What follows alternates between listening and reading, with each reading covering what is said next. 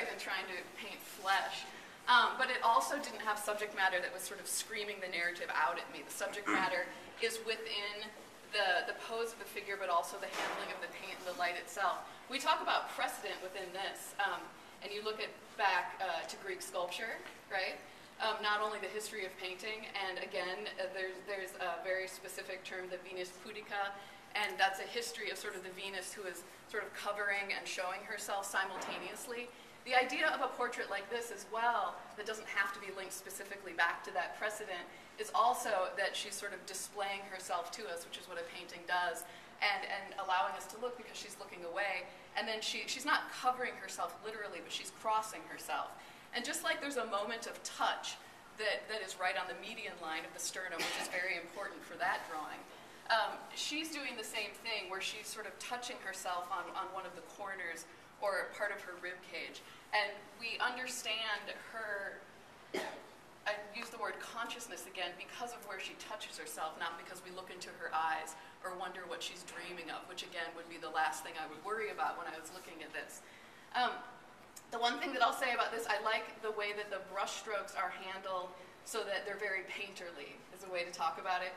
A painterly use of the brush stroke creates something that's very urgent, and I have a location to end up at. I have the drama that's drawing me to an event, you know, if you think about it sort of cinematically. This little handling right here of that gray, which is a nice clear gray, you have a lot of very dirty grays in the rest of the painting. But right here, this is a very clear gray. And the fact that you have this little bone and the structure right here with the eyebrow crossing through it is a very nice observation. Most people would just sort of, you know, outline with the eyebrow. The eyebrow crosses through this plane on the skull.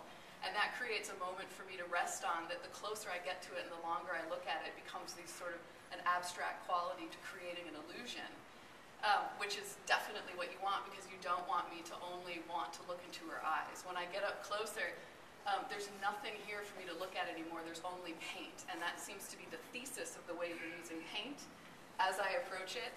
I can't stay as long with the thesis of painterly paint or things becoming just strokes of paint down here, because there's not as much of a hierarchy to the mark making like I mentioned over there. This is all very much the same, and here there's a large shift between very large quick strokes and then smaller, softer, more articulate brush strokes. And color is an incredibly difficult thing in painting to keep clear and still paint mix wet into wet. And so the criticism of this would, I mean, there's some drawing issues with the nose, but you know, here and there, and maybe a little bit with, you know, some of the fingers. But I mean, we can strengthen that, right? But right here and in other areas, things become muddy, and that's when the color loses its clarity.